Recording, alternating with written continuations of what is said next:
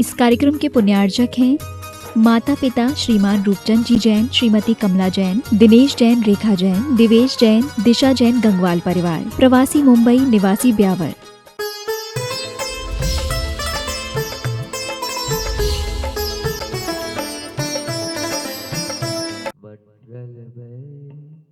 मंगल कर वीतराग विज्ञान, नमो ताई जाति भई अरहताधिमान।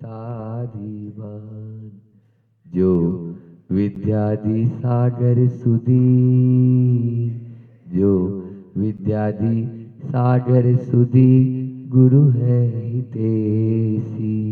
शुद्धात्म में निरत नित्य हितोपदेशी। वे पाप जिस्मृत में जल सयाने, पूजू उन्हें सतत केवल ज्ञान पाने। वंदू उन्हें सतत केवल ज्ञान पाने। बोलिए मालेगांव के मूल नायक 1008 श्री आदिनाथ भगवान की, परम उपकारी संत शिरोमणि आचार्य गुरुवर विद्यासागर जी महामुनि राज की, स्वयं स्त्रोत के रचयिता आचार्य समत भद्र स्वामी महाराज की, पूज्य मुनि श्री 108 दुर्लभ सागर जी महाराज की, चलो परम पूज्य मुनि श्री संदान सागर जी महाराज की, समस्त मुनि संघ की। एक करोड़पति बाप का बेटा था और अक्सर होता है कि इकलौता बेटा होता है तो फिर बिगड़ ही जाता है लाड़ प्यार में। पिताजी की मृत्यु हो गई, करोड़ों की संपदा यूं ही लुटाने लगा।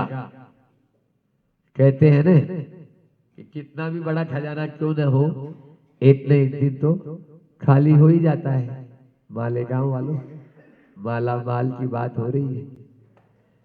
तो वह धीरे धीरे एक एक करके सारी संपत्ति को लुटाने लगा और एक दिन ऐसा आया कि भोजन के लिए भी अब दाने दाने के लिए मोहताज हो गया।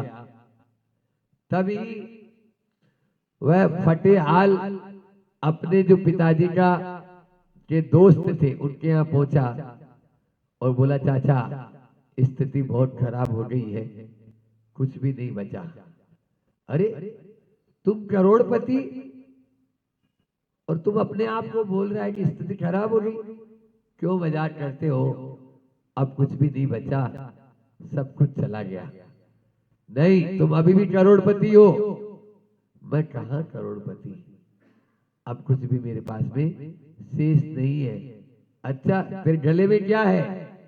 गले में ताबीज था तांबे का। ये तेरे गले में जो ताबीज है ना, इसको खोल। खोला तो देखा उसमें एक चांदी का ताबीज मिला, छोटा। इसको भी खोल। खोलते उसकी आंखें फटी रह गई। अरे सोने का ताबीज चांदी के अंदर। इसको भी खोल। और जैसे ही उस सोने के ताबीज को खोलता है तो एक हीरे की कणिका मिलती है। बोल, तू मालामाल है या नहीं है? तुम अपने आप को फटे हाल बोल रहा है। अरे मालेगांव वालों, आप भी मालामाल हो। अपने भीतर की उस आत्मा को पहचान ले तो हम सब मालामाल हैं, लेकिन करोड़पति रोडपति बना हुआ है। करोड़पति रोडपति जब तक उसका मूल्य नहीं जानेंगे, वो उसको तांबे का समझ रहा था। उस तांबे के अंदर आप भी इस जीवन को क्या समझ रहे हो? बोलो ने, है नहीं है? लेकिन हम लोग ये कंकड़ पत्थर के पीछे पड़ गए। जो अंदर में आत्म तत्व है उसका मूल्य ही नहीं आका, और बाहर के ये तिनका और ये जो है घास फूस बटोरने में लग गए। बोलो, मालेगांव का मतलब माल तो उसको बोलते हैं जो वास्तव में सही माल की पहचान करे। काय के व्यापारी आप लोग? आप लोग तो अभी आपको बोले चलो गुरुदेव के पास में सबको दीक्षा मिलेगी, बोले महाराज रहने दो, आप ही ले लो, हमको नहीं लेना। क्यों? क्योंकि आपने इस शरीर का मूल्य आका, आपने इस भवन का मूल्य आका, आपने बाहरी हर वस्तु का, अरे घर में जो कबाड़ खाना रखा है उसका भी मूल्य आपने कुछ न कुछ लगा लिया कि हाँ अगर इसको कबाड़ी को बेचेंगे तो इतना तो मिल ही जाएंगे। समझ में आ रहा है? भंगार, भंगार क्या बोलते हैं भैया मराठी में? हमारे उधर कबाड़ी बोलते हैं। भंगार जो टूट फूट होती है स्टेप, भंगार, भंगार में बेचेंगे तो इतना तो मिल ही जाएगा। लेकिन आपने उस अमूल्य तत्व की पहचान नहीं की जो हमारे पास में, वास्तव में हमारे पास में है। वो गांव के बाहर एक भिखारी रोज भीख मांगता था और आते जाते राहगीरी उसको कुछ दे देते थे। एक दिन बुढ़ापे का शरीर था, चला गया। अब लोगों ने सोचा इसकी कब्र यहीं खोद दे और यहीं पे इसको दफना दे। उसको वहीं पर कब्र खोदा। जैसे ही कब्र खोदा तो वहां एक सोने की असरफियों का भरा हुआ पूरा का पूरा एक घड़ा मिला, कलश मिला। अब ये स्थिति कौन की है बोलो? भीख मांग रहा है वो, 1-1, 2-2 रुपए भीख मांग रहा है और जहां बैठा है उसके नीचे सोने का घड़ा है। लेकिन आदमी उसका मूल्य नहीं समझ रहा ने, क्योंकि वो दिख नहीं रहा। आत्मा दिखती नहीं, आदमी रूप को देखता है, स्वरूप को नहीं। संत कहते हैं रूप को मत देखो, स्वरूप को देखो। और उसी स्वरूप को पहचानने के लिए अपने सामने आचार्य समंतभद्र स्वामी की यह स्वयंभू स्तोत्र, बहुत अच्छी रचना। आचार्य श्री जी भी प्रतिदिन इसको 3 बार पाठ करते हैं। आज अनंतनाथ भगवान का यह जो है दूसरा श्लोक अपन लेते हैं। एक कसाय नाम द्विस्ता प्रमादिना मसेसियन्नाम भवान शेषविद विशोषणम मनमत दुर्मदामयम समाधि भेषज्य गुणेर्व्यलीनय। यहाँ पर कसाय जो कर्म रूपी जो सबसे बड़ा शत्रु है उसको बांधने वाला कौन? कसाय। उस कसाय को हम जब तक नहीं छोड़ेंगे तब तक कर्म आपके हमारे टूटने वाले नहीं। वही यहाँ पर बहुत सुंदर आचार्य समंतभद्र स्वामी ने यहाँ बताया कि हे भगवान, भगवान आप प्रमादिनाम दुख देने वाले। क्या दुख देने वाला है? कसाय नाम द्विस्ताम, कसाय नाम के, द्विष यानी द्वेष करने वाला। कौन? शत्रु। कसाय का जो शत्रु है उसको हृदय में अशेष यज्ञ समाप्त करते हुए, कुछ भी शेष नहीं रखा। आपने कसाय रूपी शत्रु को नेस्तनाबूद कर दिया, उसको हटा दिया।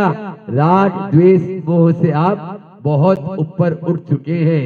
ऐसे हे अनंतनाथ भगवान अशेष विद, आप कसाय का नाश कर दिए, तभी तो क्या बनते हैं? सर्वज्ञ। अशेष विद यानी सर्वज्ञ, जो सबको जानने वाला, जिनके ज्ञान में सब कुछ आ गया, कुछ भी शेष नहीं रहा। हे अनंतनाथ भगवान, आपने समाधि भेषज्य गुणे यानी समाधि यानी समाधि का अर्थ ध्यान, ध्यान रूपी औषधि के गुणों के द्वारा विशोषणम संताप कारक, मनमत दुर्मदामयम कामदेव के दुष्ट दर्प रूपी जो काम है उसको भी विलीनियत विलीन कर दिया। हे प्रभु, आपने कसाय रूपी शत्रुओं को जीत लिया और काम रूपी जो दर्प था उस दर्प को भी आपने शांत कर दिया। वह काम भी आपके आगे नतमस्तक हो जाता है। जैसे ही भगवान को केवल ज्ञान की प्राप्ति होती है वैसे ही 18,000 शीलों से वो वसुभूत जो है वो विशेषणों से युक्त हो जाते हैं। समझ में आ रहा है?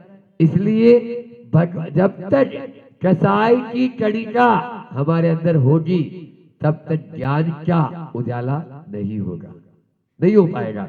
ज्ञान के उजाले को यदि प्राप्त करना चाहते हो तो कसाई को तो कम करना पड़ेगा।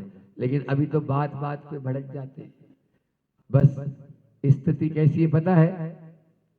स्थिति ऐसी है, वो बम देखा हो रहा है ना, फटाका फटाका, उसकी बाती होती है, उस बाती को अगर बाती दिखा दे तो क्या होता है? ये जल रही है अगर बाती इधर, हाँ उसका नाम ही है अगर बाती। अगर बाती के पास ले गए तो बस फूटना ही है, और यहाँ तो भरे हुए ही रहते हैं, थोड़ा सा किसी ने बोला और उपज जाते हैं। ध्यान रखना, संत कहते हैं अणथोवम वर्णथोवम ऋणथोवम कसाय थोवम से। समझ में आ रहा है?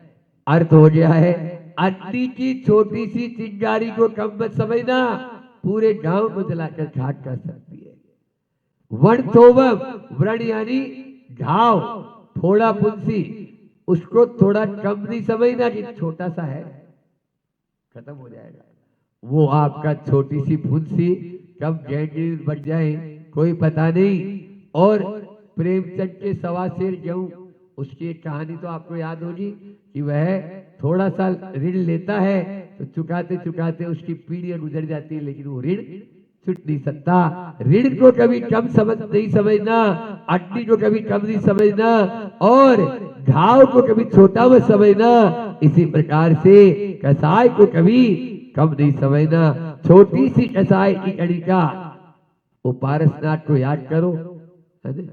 सिरपुर पास में ही पारसनाथ, 10 भाव तक वह बैर उनका, जबकि उनके मन में तो कुछ भी नहीं आया, लेकिन वो थोड़ी सी कसाई भाव तक 10 भाव तक उनको रुलाती रही। इस प्रकार से कभी भी इनको कसाई को कम न समझे। लेकिन कसाई करने के कारण क्या है? 4 कारण है, ठीक है ना? कसाई करने के सबसे पहला है रुचि भेद। क्या बताया? रुचि भेद। हमारी रुचि अलग, आपकी रुचि अलग। जैसे ही रुचि भेद होता है तो हम कसाई कर बैठते हैं। संत कहते हैं भैया मन मत भेद हो सकता है, मन भेद मत करो। मत भेद हो सकता है, मेरे मत के लिए मुझे अच्छी धूप लगती है तो मैं धूप में बैठा हूं, आपको छाया अच्छी लगती है आप छाया में बैठ जाओ, लेकिन मन में भेद नहीं आना चाहिए। आज मनों में भेद आने लगा है, यही हमारे लिए जो है कसाय को उत्तेजित करने के लिए कारण बन जाता है। दूसरा है समग्र चिंतन का अभाव। हम चिंतन तो करते हैं लेकिन समस्तता से नहीं सोचते। सब तरफ से अपने एंगल से तो आपने सोच लिया, आप कभी उसके एंगल से सोचो। बेटा सोचता है कि बाप गलत बोल रहा है, बाप सोचता है बेटा गलत बोल रहा है। वो जब बाप बनेगा तब उसको मालूम चलेगा कि हाँ अरे सही बोल रहे थे, अब क्या, अब सही क्या बोल रहे थे, बाप जी तो गए। ये होता है। अगर समझा रहे हैं, नेहरू जी गांधी जी को समझाते रहे, जब तक वो जिंदे थे तब तक उनके समझ में नहीं आई, और जब वो गांधी जी चले गए तब उन्होंने एक पुस्तक लिखी, लाइट हैज गॉन। अब रोने से क्या फायदा? गुरुदेव हमारे कहते हैं आचार्य श्री जी कि वो नेहरू जी अब रो रहे हैं। ऐसे ही भारत के अंदर स्थिति हो रही है। भारत जो है गारक की ओर जा रहा है, लेकिन वो समग्रता से नहीं सोच रहे इसका प्रभाव क्या पड़ रहा है। सस्ता सस्ता सस्ते के चक्कर में कपड़ा आप जो पहने हो वो कौन सा कपड़ा पहने हो बोलो? सस्ता तो है, लेकिन क्या वो आपके धर्म के मुताबिक है? नहीं। क्या वो आपके स्वास्थ्य के मुताबिक है? नहीं। क्या वो आपके यानी जो है लिए वो शरीर को अच्छा लग रहा है? नहीं। बोलो, सब चीजों में खराब। फिर अब महाराज जी हथकरघा का कपड़ा महंगा आता है, हम क्या करें? हथकरघा का कपड़ा महंगा आता है, वो महंगा। ऐसे ही समझता से सोचेंगे तभी आज भी उस कपड़े की वही कीमत है जो पहले थी। समझ में आ रहा है? और वह जिसमें पानी भी नहीं जाए, प्रकाश भी नहीं जाए, हवा भी नहीं जाए, ऐसा कपड़ा कपड़ा पहनने से फायदा क्या? कभी भी नहीं। इसलिए समझता से सोचे। फिर उसके बाद में पूर्वाग्रह कसाई क्यों करते हैं? हमारा किसी के प्रति, मान लीजिए भैया जी से हमारा कुछ पहले से कुछ है आग्रह, तो अब ये जब भी दिखेंगे तो वो पहले वाली बात याद कर लेंगे। ये पूर्वाग्रह हमें हमेशा कसाई करने के लिए प्रेरित करती रहती है। एक बार ऐसा हुआ, ट्रेन में यात्रा कर रहे थे, एक ने बोला, एक खिड़की लगा, मुझे सर्दी लग रही है। दूसरे बोला, नहीं मैं खिड़की खोलूंगा, मुझे गर्मी लग रही है। उदय खिड़की बंद कर। अब दोनों आपस में लड़ रहे हैं। तब तीसरा तात्या भाई जैसा था, समझदार आदमी, तो बोले, भैया क्यों लड़ रहे हो तुम, इतनी देर हो गई। वो बोलता खिड़की बंद कर, तुम बोलता खिड़की खोल। तो बोला, नहीं नहीं मुझे सर्दी लग रही है, खिड़की को बंद करना है और खिड़की को मुझे खोलना है। तात्या भाई ने बोला कि पहले ये तो देख लो इस खिड़की में कांच है नहीं है। उस खिड़की में कांच ही नहीं था। एक खोलने के लिए जिद रहा है, एक बंद करने के लिए जिद रहा है। ऐसी खिड़की दिन भर में कितनी बार हम बंद करने के लिए और खोलने के लिए आपस में एक दूसरे टांग खींचने लग जाते। यही पूर्वाग्रह है। पूर्वाग्रह नहीं, समझ चिंतन सोचो। और चौथा है संस्कार वसात। कसाई जो है पहले पूर्व में ऐसे ही हमारे संस्कार हैं, तो थोड़ा सा कुछ मिलते ही हम उपन पढ़ते हैं। ये उपन्ना बंद करो तभी हमारा सही रहेगा। ये 4 चीज बता दी, 4 कारण हैं। तो मैं वो डॉक्टर नहीं हूँ जो केवल कारण बता के छोड़ के चला जाऊंगा। मालेगांव में आए हैं तो 4 उपाय भी अल्प समय में आपको बता देते हैं। सबसे पहला है फॉरगेट एंड फॉरगिव। भूल जाओ और क्षमा कर दो, सबसे अच्छा कारण। भूलो, अपन क्या है गांठ बांध कर बैठे रहते हैं। गांठ बांधने से काम नहीं चलेगा, कसाई और बढ़ती बढ़ती बढ़ती चली जाएगी। आप भूल जाओ और क्षमा कर दो। फिर दूसरा है you are right I am wrong. समझ में आ रहा है? आप सही हैं हम गलत हैं। तीसरा है LML यानी लोड मत लो। लोड मत लो। अपन दिमाग के ऊपर ज्यादा लोड लेओगे फट जाएगा। इसलिए घर परिवार में बार बार कोई भी चीज को आप उसी चीज को यदि सोचते चले जाएंगे कभी भी नहीं होगा। और चौथा है नो टेंशन नो मेंशन। समझ आ रहा है? टेंशन लेने का नहीं और टेंशन देने का भी नहीं।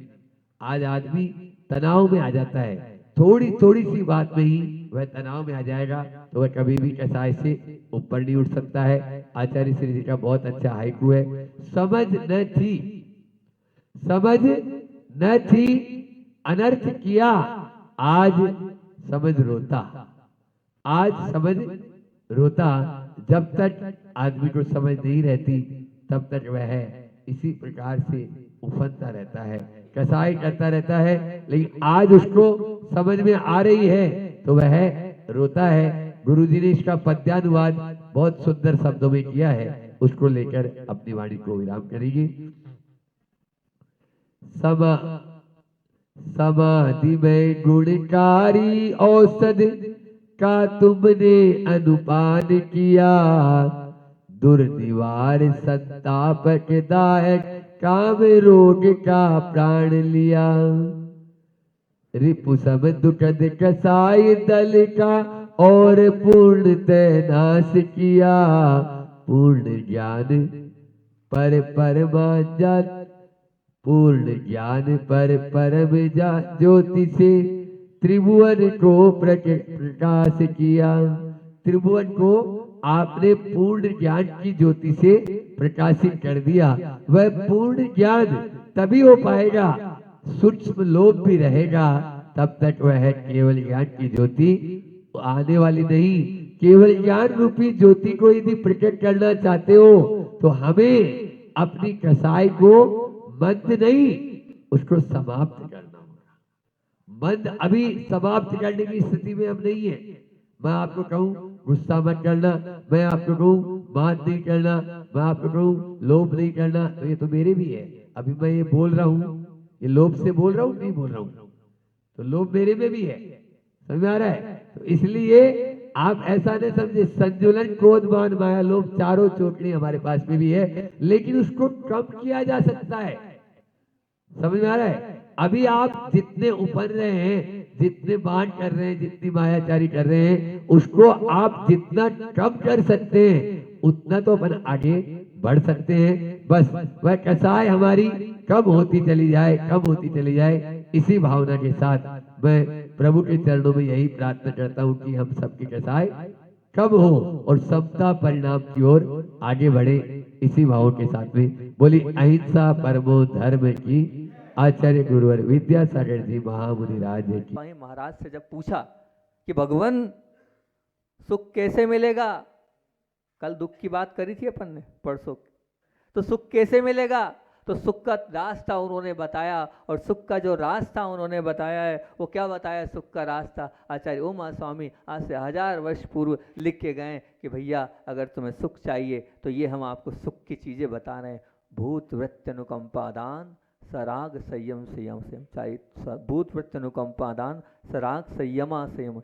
तो ये क्या है, भूत वृत्ति अनुकंपा दान सराग संयम संयम शांति शोच मुझे सदवेद्यस्य साता वेदनी कर्म के बंध का कारण ये उन्होंने। साता मतलब क्या, साता मतलब क्या, साता मतलब सुख, साता उसी को बोलते हैं ना सुख को। तो सुख की प्राप्ति का ये कारण बताया भूत वृत्ति अनुकंपा दान, मतलब क्या, प्राणी मात्र पर दया करना सबसे पहली बात। और दूसरे नंबर पे क्या बोल दिया, व्रतियों को दान देना, व्रतियों को दान देने से सुख की प्राप्ति होगी। अगर किसी को कोई बीमारी है ना, एक बार एक भाई को मैंने बोल दिया था, उसने सारे वैद्यों को दिखा लिया, सारे डॉक्टरों को दिखा लिया, तमाम लोगों को दिखा दिया। मैंने उससे कहा भाई क्या है, बोले महाराज जी सब कर लिया लेकिन कुछ नहीं हो रहा। मैंने चातुर्मास हो रहा है, हाँ हो रहा है। आरिकाओं का, मैंने आरिकाएं भी तो माता है, मतलब क्या साधु नहीं है क्या।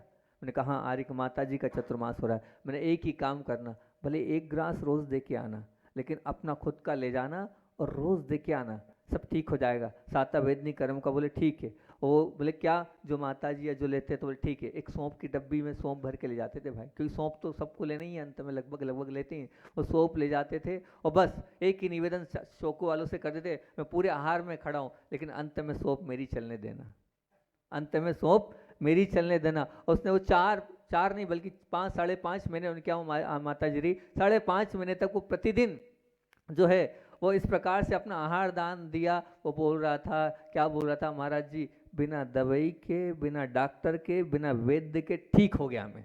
क्योंकि साता वेदनी वो 1 घंटे 1.5 घंटे तक खड़े रहे हाथ जोड़ के, आप उनका इतनी देर आहार चला, भले 1 ग्रास दिया आपने, इतनी देर तक आपने अनुमोदना करी, तो वो तो हुआ, उसका फर्क तो पड़ेगा। आखिर क्या टिट फॉर ट्रेड, जो बोओगे वही तो काटोगे ना आप, आपने जो किया वही तो आपको मिलेगा ना, तो वही तो हुआ और वो अच्छा हो गया।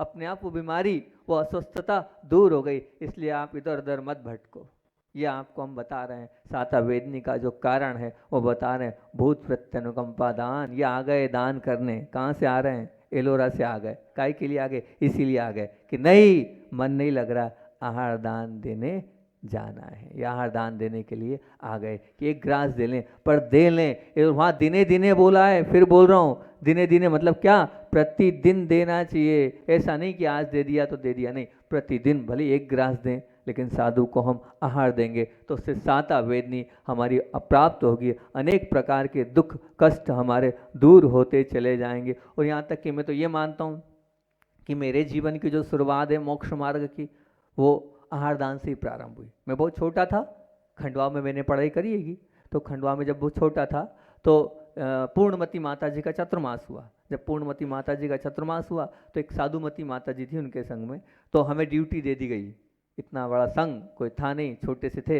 बोले आपको ये क्या है, बोले औषधि लेके जाना है। हम प्रतिदिन औषधि लेके जाते थे, ज़्यादा कुछ तो बनता नहीं था, वो औषधि दे। वो धीरे धीरे उस आहार दान की प्रक्रिया से जुड़े, आज यहाँ तक पहुँच गए, आज यहाँ बैठ गए उस आहार दान की प्रक्रिया से। माता जी से जुड़े, फिर महाराज जी से जुड़े, फिर गुरु जी से जुड़े और आज यहाँ तक आ गए। वो आहार दान की ये प्रक्रिया होती है कि निश्चित ये मान के चलना, वो आहार दान क्या है। राम जी और सीता जी ने वन में भी क्या किया था, वो शुद्ध भोजन कराया था। और उसकी अनुमोदना किसने, नहीं दे पा रहे आप आहार दान, कोई बात नहीं, बाहर होके खड़े होकर देख तो लो। कोई शारीरिक कष्ट है, कोई पीड़ा है, कोई तकलीफ है, मत दो, कोई बाधा नहीं, लेकिन बाहर खड़े होकर देख लो। वो देखने में भी क्या होगा, उस देखने का कि 1-1 ग्रास आप देख रहे हो, ओहो भाव के साथ, आदर भाव के साथ आप देखते चले जाओ। उस देखने का पुण्य क्या होगा। वो जटायु ने अनुमोदना करी थी, उस गंधोदक को उसने लगाया था, उसके वो पंख भी क्या हो गए थे, स्वर्ण के हो गए थे। उठा के देखो उन पुराण ग्रंथों को, प्राचीन ग्रंथों को, मोटिवेशन मिलता है उनको सुनने से, उनको पढ़ने से अंदर उत्साह जागृत होता है कि ये होता है। वो भीम का जो बलवान शरीर था, क्या था, एक बार में सब कुछ, एक मान लो एक हाथ उंगली लगाए और काम, एक हाथ में पेड़ उखाड़ने की ताकत रखने वाला, क्या आखिर ऐसा क्या है? और भी तो थे पांडव पुत्र, लेकिन भीम ने ऐसा क्या किया? पुराना उठा के इतिहास देखो, खूब भैयावृत्ति करी, खूब आहार दान कराया, साधुओं को खूब सेवा करी। उस सेवा का जो परिणाम था कि बलशाली शरीर मिल गया। अगर बलशाली शरीर चाहते हो, मत जाओ वो उसमें, क्या कहाँ जाते हो आप लोग, वो उसमें क्या बोलते हैं, जिम विम में मत जाओ भैया। मौका मिला है, लाभ ले लो, तो अपने आप बन जाएगा आपका तुषार जैसा शरीर। कहाँ है तुषार? वैसे आप बन जाओगे कब कब? जब ऐसे आहार दान आप करते चले जाओगे। बिल्कुल बिल्कुल अतिथि संविभाग व्रत का बहुत महत्व है। अतिथि संविभाग व्रत अपने आप में बहुत बड़ी कीमत रखता है, क्योंकि एक बात ध्यान रखना, मैंने आपसे ये बात कही है, इसको अपने जीवन की आज की सबसे आइडियल लाइन, आज के सबसे क्रीम कोटेशन है। क्या आज का सबसे क्रीम कोटेशन? कि लोभ का सर्वलोभ होता है आहार दान में। लोभ का सर्वलोप होता है आहार दान में। आप लोग स्वीकारते हो कि नहीं इस बात को? बोलो ना, इसमें मतलब कहीं कोई किंतु परंतु है? अगर आपके घर में महाराज जी आ गए तो आप सब कुछ देना चाहोगे कि नहीं, कि रख लोगे नहीं महाराज जी मुझे खाना है आप मत खाओ? मेरे ख्याल से यहाँ पर कोई भी, चाहे छोटे से लेकर बड़ा तक होगा, ऐसा भाव तो नहीं होगा, नहीं नहीं महाराज जी को नहीं देना, मेरा क्या होगा, ऐसा भाव किसी का नहीं होगा। तो लोभ का त्याग हो रहा है ना, और किसी चीज में हो रहा है सर लोभ का त्याग, लेकिन इस चीज में जो है वो लोभ का त्याग हो रहा है। तो इस आहार दान की प्रक्रिया से आपको बिल्कुल जुड़ना चाहिए। आहार दान के लिए बहुत अच्छा एक कथानक याद आ गया, मैं हमेशा सुनाता हूँ वो कथानक, बहुत बार सुना चुका हूँ, आज फिर मन हो रहा है तो चलो उस कथानक को सुना देता हूँ। याद आ गया है तो आपने वो कुरान ग्रंथ की वो कहानी, एक मुनिराज आहार के लिए पहुँचे और एक पुत्र वधू, बहुत अच्छी इसमें बात आपको सीखने को मिलेगी, सीखना आप। पुत्र वधू हाथ जोड़कर विनय पूर्वक सविनय मुनि महाराज का पड़गान करती है और लेके आती है। मुनिराज वहाँ पधारे, आहार हुआ, आहार के पश्चात मुनिराज ने विद्वता पूर्वक वहाँ पर उस बहू से, जो नई बहू थी, उससे प्रश्न किया। उन्होंने प्रश्न क्या किया? उन्होंने प्रश्न किया, बहुत अच्छी लगती है मुझे ये कहानी। तो उन्होंने प्रश्न किया मुनिराज ने, बेटी, पहले तो बहू ने ही प्रश्न कर लिया, पुत्र वधू ने ही विनय पूर्वक हाथ जोड़कर, महाराज जी इतने सवेरे सवेरे कैसे, इतने सवेरे सवेरे कैसे?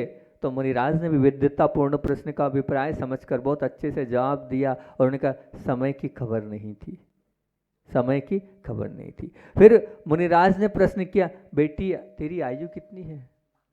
तो बहू बोलती है कि 3 वर्ष। कितनी?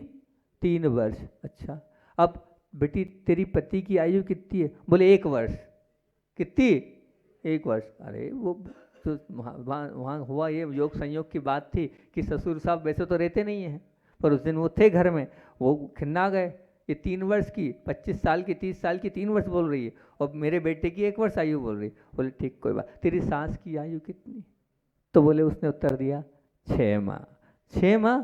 फिर और ससुर साहब थोड़े से वो हुए। उसके बाद तेरे ससुर की आयु कितनी? अभी पैदा ही नहीं हुए वो। अरे फिर तो क्या है, कहानी बिगड़ गई, ससुर साहब पैदा ही नहीं हुए। और बेटी सब ताज़ा खाते हैं कि बासी? तो बोले अभी तो सब बासी खा रहे हैं, अभी तो सब बासी खा रहे हैं। अभी सब सुना, अब सेठ साहब धनराज जी थे, उनका नाम आगम ग्रंथों में धनराज जी आता है। धनराज सेठ साहब जी जो है उनसे रहा नहीं गया ये सब विचित्रपूर्ण उत्तर सुनकर। अब क्या था, वो आंख बबूला तो थे, और बिल्कुल ये मूर्खा, ये पागल, कहाँ इसको ले आए हम, कहाँ इसको ब्याह कर लाए, उल्टे उल्टे उत्तर देती है महाराज को। और फिर बहुत ज़्यादा नाराज हुए। अब वो पुत्र वधू से कहा, तू घर से बाहर निकल, तूने मेरी इज्जत 2 कड़ी की कर दी, मैं हूँ नहीं है, तेरे सामने खड़ा हूँ, तो बोले पैदा नहीं हुआ। तो बहू ने बड़े हाथ जोड़कर बड़े विनयपूर्वक कहा कि मैंने एक भी उत्तर गलत नहीं दिया है, मेरे उत्तर में कोई गलती नहीं है, आप चाहें तो एक बार मुनिराज के पास जाएं, वो इन सब का उत्तर आपको देंगे। अगर वो गलत कह देंगे तो आप जैसा कहेंगे पिताजी मैं वैसा करने को तैयार हूँ। अब उनको लगा बड़ी विनय से बहू कह रही है, और मुनिराज के पास पहुँचे और मुनिराज से उन्होंने पूछा कि हे भगवान, ये आपके क्या प्रश्न उत्तर चले थे? मेरे समझ में नहीं आए। अब आप लोग ध्यान से उन उत्तरों को सुन लो। जो मुनिराज ने जो उत्तर दिए थे, उन्होंने कहा वो सबसे पहला प्रश्न, आपकी जो बहू है बहुत समझदार है, और सबसे पहला बहू ने जो प्रश्न किया था वो क्या किया था, उन्होंने बहू ने यही प्रश्न किया था कि इतने सवेरे सवेरे कैसे। तो मुनिराज ने कहा कि भैया इतने सारे सवेरे सवेरे इसलिए कि इस उम्र का, इस शरीर का कोई भरोसा नहीं है, इस उम्र का और इस समय का कोई भरोसा नहीं है, कब अंत हो जाए। इसलिए हमने कहा कि समय का कोई भरोसा, हमें की कोई खबर नहीं थी, इसलिए इस युवा उम्र में हमने दीक्षा ली। बोले वो तो ठीक है, कोई बात नहीं, पर अब सबसे पहले तो आप ये बताओ कि उसने 3 वर्ष बोला, वो 3 वर्ष की है क्या? तो ये वो 3 वर्ष की है क्या? तो वो भी गलत नहीं, उसकी धर्म में रुचि 3 वर्ष से ही प्रारंभ हुई है, इसीलिए उसने ये कहा। और जो उन्होंने कहा ठीक है कोई बात नहीं। अब बोले बाकी जो आप उसने अपने जो पति हैं, बोले उस पति को भी धर्म के प्रति जो श्रद्धान हुआ है वो 1 वर्ष से ही हुआ है। और जो सासू है बड़ी मुश्किल से अभी 6 माह से ही मंदिर जा रही है, इसलिए 6 माह है, और अभी तुम्हारी श्रद्धा ही नहीं जगी, इसलिए तुम्हारा अभी जन्म ही नहीं हुआ है। कितने लोग हैं यहाँ जिनकी श्रद्धा नहीं है, उनका भी जन्म ही नहीं हुआ है। आप अगर आपकी श्रद्धा है तो ही आपका क्या हुआ है, जन्म हुआ है, नहीं तो नहीं हुआ है। ये समझ के रखना, मनुष्य का सच्चा जन्म तो जब तक धर्म के प्रति श्रद्धा नहीं होगा तब तक उसका जीवन प्रारंभ ही नहीं होगा। जब तक वो 6 आवश्यक नहीं पालन करेगा तब तक उसका जन्म नहीं हुआ है, ये मान के चलना। और बासी खाने का तात्पर्य तो ये है, अभी आप लोग सब पूर्व पुण्य का खा रहे हो।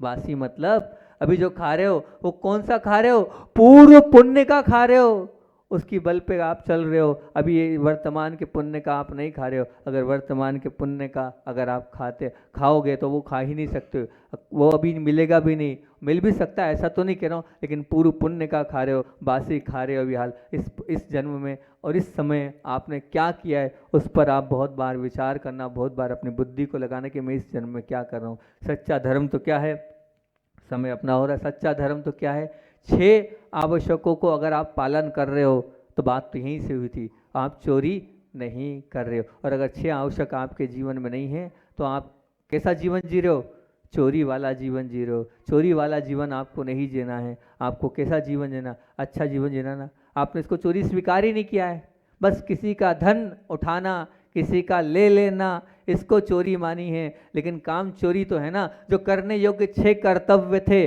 अगर आप वो नहीं पाल रहे हो तो वो क्या है, वो चोरी है, उसको आप चोरी ही स्वीकार करना। इसलिए ये 6 आवश्यक अगर आपको याद नहीं है तो रिपीट करेंगे अपन। पहला देव पूजा, याद तो कर लो, पहला देव पूजा, दूसरी गुरु उपासती, अगर नहीं है गुरु तो कोई बात नहीं है तो आओ चरणों में झुको, प्रतिदिन आकर अर्घ चढ़ाओ, प्रतिदिन आकर क्या चढ़ाओ, अर्घ चढ़ाओ। और तीसरा स्वाध्याय, 1 लाइन पढ़ो, पर पढ़ना ही पड़ेगा। चौथा कुछ न कुछ तप करो।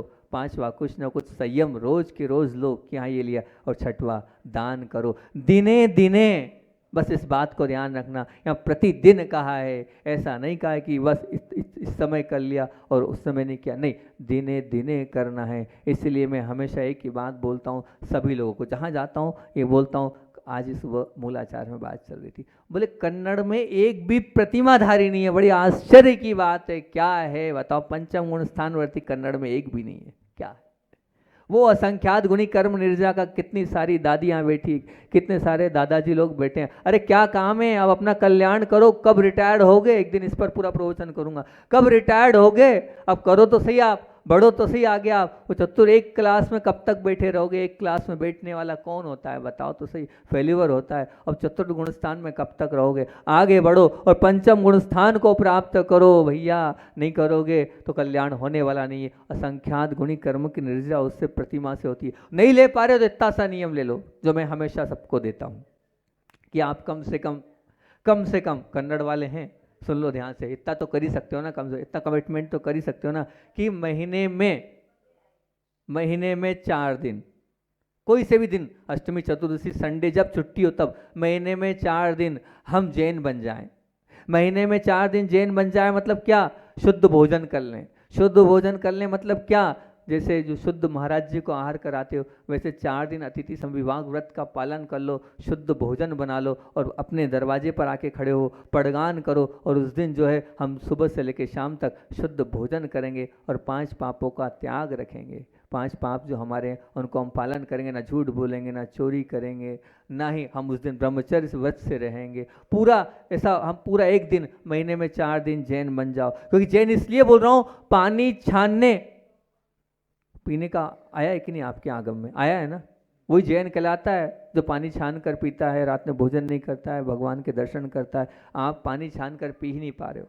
पानी छानने का तात्पर्य ये होता है कि जो पानी छाना है, वो जो बिल छाननी है, वो कहाँ डाले जाकर? जहाँ से लाए कुएं से, या तो नल वाला है या जेट पंप वाला या हेड पंप वाला पानी अगर यूज़ कर रहे हो तो आप जैन नहीं हो। एक भी जैन नहीं है यहाँ जितना बैठे, एक भी। कुएं से छान रहे हो, बिल छलनी रिटर्न कर रहे हो तो जैन हो। आपको जैन बनना चाहिए कम से कम महीने में 4 दिन और साल में कम से कम 50 दिन। अगर आप जैन बन जाएंगे तो बहुत अच्छी बात होगी। आचार्य भगवान का संस्मरण सुनाकर अपनी बात को विराम दूंगा, समय अपना हो रहा है। पूज्य गुरुदेव कुंतीलाल जी गदिया है, बहुत बार संघ में आए हैं। आचार्य भगवान ज्ञान सागर जी समाधि स्थल के वो अध्यक्ष भी हैं। उन्होंने अपनी बात रखी कि नसीराबाद में जब 1968 में पूज्य गुरुदेव आए थे तो उनके नशिया जी में रुके थे और सुबह शाम दिन में 3 बार गुरुदेव के ज्ञान सागर जी के दर्शन करने जाते थे। जब वहाँ जाते थे ज्ञान सागर जी महाराज जी के दर्शन करने तो आचार्य भगवान की दिन में 3-3, 4-4 क्लासें पढ़ती थी। गुरुदेव भी पढ़ाते थे, अंग्रेजी संस्कृत के अलग अलग विद्वान उनको आकर पढ़ाते थे। वो पढ़ाते तो थे और हम उनको देखकर बड़े प्रभावित होते थे। अब वो जो बच्चे लोग सीखें, बोले आचार्य श्री जी दिन भर दीवार की ओर मुख करके अपना स्वाध्याय करते रहते थे। और वो तो ठीक है, और हमेशा उस दीवार की ओर तो करते रहते, और हमेशा ज्ञान सागर जी के कक्ष में उनके ठीक सामने बैठे रहते थे, वहीं बैठे रहते थे। ऐसा नहीं कि यहाँ वहाँ बैठते थे। और उस समय अगर हम ज्ञान सागर से कोई चर्चा करते थे, उस चर्चा से उनको कोई लेना देना नहीं, वो अपने स्वाध्याय में लीन रहते थे। वो नज़र उठाकर भी नहीं देखते थे, ऐसे वो स्वाध्याय अपने आप में लीन रहते थे। बहुत ही उससे पढ़ाई वो करते थे। और उनसे गुरुजी जो है वो कहते, मतलब गुरुजी ने जो पढ़ाया है वो तो याद करते ही थे, और साथ में एक दिन में जितना पढ़ाया उतना याद वो शाम तक करते थे। हम उनसे कहते थे कि आप विश्राम कर लें रात को 10 बजे तक, तो एक ही बात बोलते, जितना आज पढ़ा है उतना पूरा याद करूँगा तभी मैं सोऊंगा। और जब तक वो सोते, उनको हमने कभी सोते नहीं दिखा, क्योंकि रात देर तक पढ़ते थे और सुबह वो उठ जाते थे। और इस प्रकार से वो अपना पूरे लगन के साथ जितना प्राप्त हो सकता है उतना उन्होंने अपने उस ब्रह्मचर्य अवस्था में ज्ञान सागर जी महाराज जी से प्राप्त किया है। बताओ आप, क्या भी 2-2 महाराज जी आए, आप कुछ प्राप्त करने की इच्छा रख रहे हैं? नहीं रख रहे, कुछ नहीं रख रहे हैं, ले ही नहीं पा रहे। जितना लेना चाहिए उतना ले ही नहीं रहे। लेंगे तब उनके जैसे हम महान बन पाएंगे। हम सभी महान बने इसी भावना से। बोली आचार्य भगवान विद्यासागर जी महामुनि राज की।